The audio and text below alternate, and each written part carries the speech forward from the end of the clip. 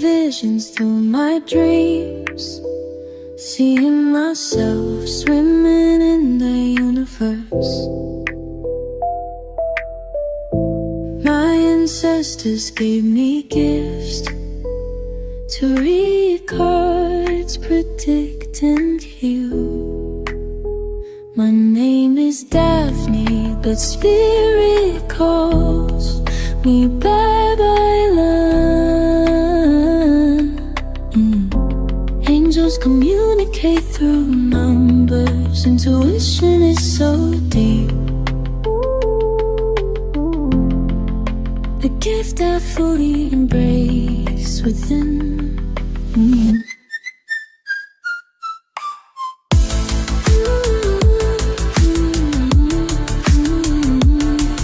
Hello po sa inyo lahat. So, welcome po sa inyong almost personal readings. So, let's check no kung anong nangyayari sa paligid. Check the energy. This is a timeless reading. So, whenever you find this video, the message is meant to find you. And this is also a general reading. Alright? So, kung ano lang po, no, yung makaresonate sa inyo, pwedeng mag-resonate sa inyong buong reading, pwedeng konti nito, no? Pwede rin magpalit ang role. So, what I am reading is the dynamic naman. So, yeah. Huwag po salo na salo pag hindi sa inyo, hindi sa inyo, no? Tapos ako aawayin. Huwag pong ganon, no? Makakatikim din kayo sa akin. So, let's start with the Seven of Wands. So, ang nakikita natin dito, somehow, meron ditong gumagawa ng paraan. I feel like pinag-iisipang mabuti, no? Either kung paano ito i-execute, paano niya sisimulan. Merong planning dito. It could be plano ng bahay as well. Kasi together with the wands, I feel like this is malaking, kumbaga, this is a grand, no? A grand execution. Hindi naman para magpabanda tayo or whatnot. Pero somehow, may effort, no? Ito yung nakikita natin with the Two of Pentacles and the Wheel of Fortune. So, I feel like kung ito nga ay bahay, it felt na parang, kakayanin ko ba? Kasi parang ang grand nga ng aking iniisip. So, gagawin ko ba this year? Gagawin ko ba by next month? No? Or gagawin ko na ngayon? It felt like masyadong pinag-iisipan with the Two of Pentacles.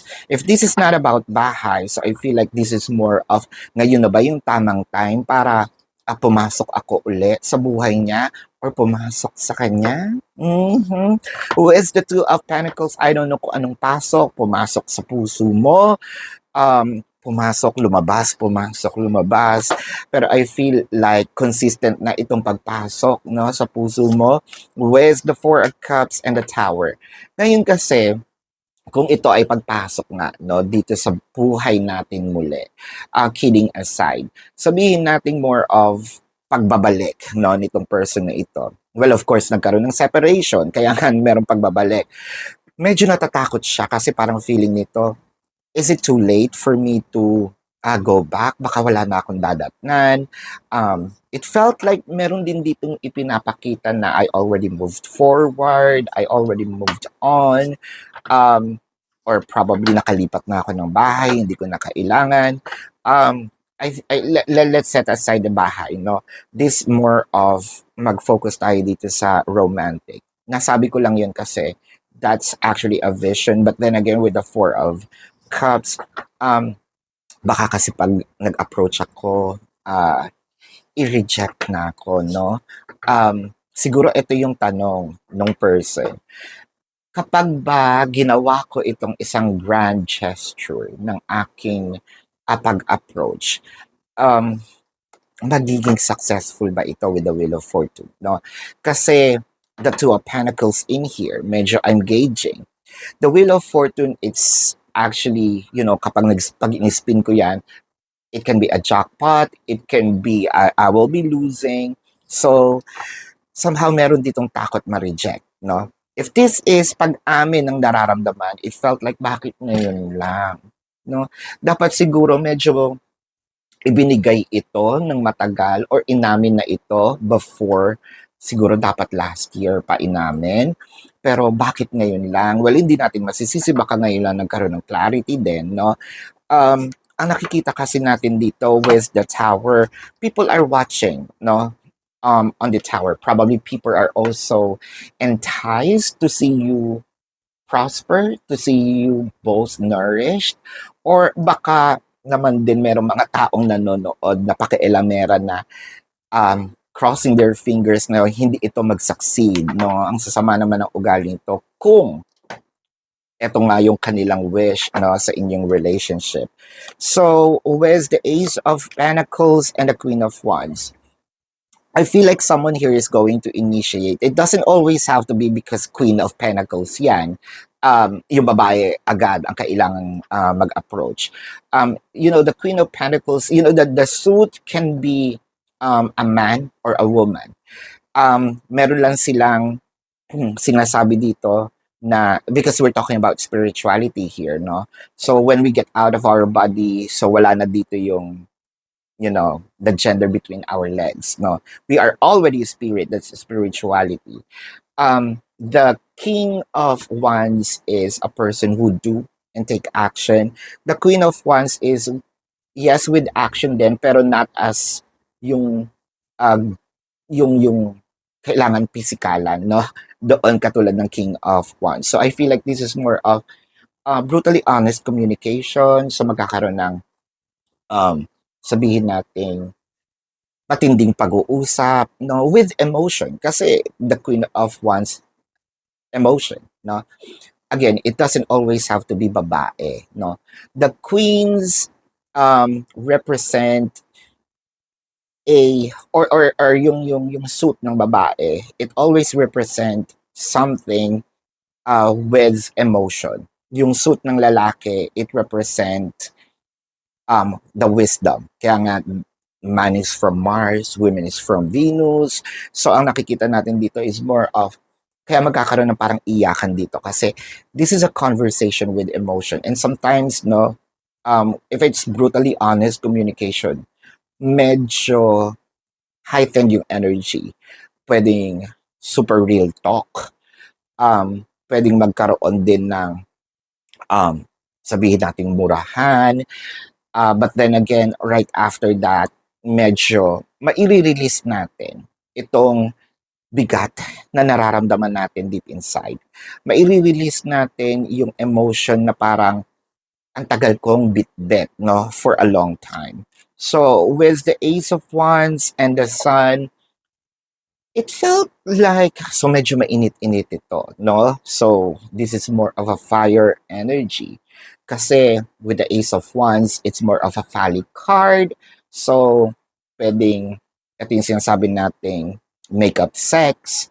Make-up sex is after the separation.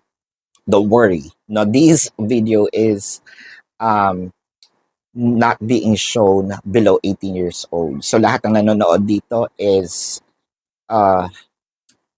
nasa legal age na. Unless, hindi ko nakapabayaan yon, kung yung parent is hindi child, ano yun? Yung YouTube kids, no?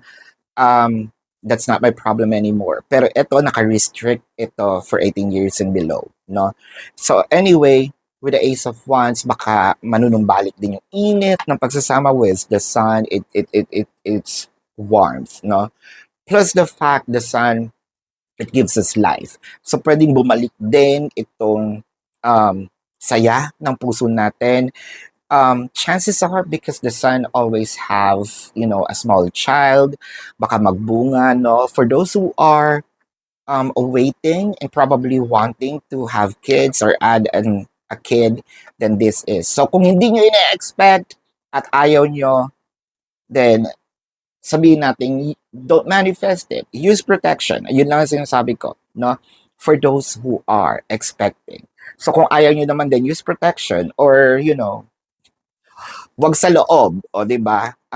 Show it outside, no? Express it outside with the Hierophant, the King of Swords, and the Five of Swords. So parang meron ditong hindi ako papayag na this is the end of our relationship. Yes, we may have separation in the past weeks, months, but it felt like with a hierophant, sige na, no? I am going to take responsibility. I am going to take accountability, no? To it with the King of Swords, ang gusto ko lang maayos and parang more of I want to win this relationship back, no? Hindi ako papayag na ito na yung end, hindi ako papayag na dito to nagtatapos. I need I need you back in my life. So, this is your reading bago natin tignan ang mga zodiac sign. If you have a question or if you resonate, let me know sa comment section. If you have questions or personal questions, sa description box ng video na ito, there is a link. So click the link, you'll be routed to my website. Nandun po yung name, number, QR code, amount per question. So take advantage of the 4 questions plus 1 kasi discounted na po yun. And if you want to book a private reading, nandun din po siya. So let's now check the zodiac sign of your person. This can be their sun sign or a placement in their chart. Pwede ring lumabas ang zodiac sign ninyo. I am seeing Aquarius, I'm seeing Libra, Taurus, Leo. I'm seeing Sagittarius, Aries, Scorpio is here. I am seeing Virgo. So Scorpio is very dominant. Aquarius is very dominant. Capricorn is here. Yan. So, this is your reading. Maraming salamat. Love and light. Namaste. See you po no, sa susunod na readings. Goodbye. You want the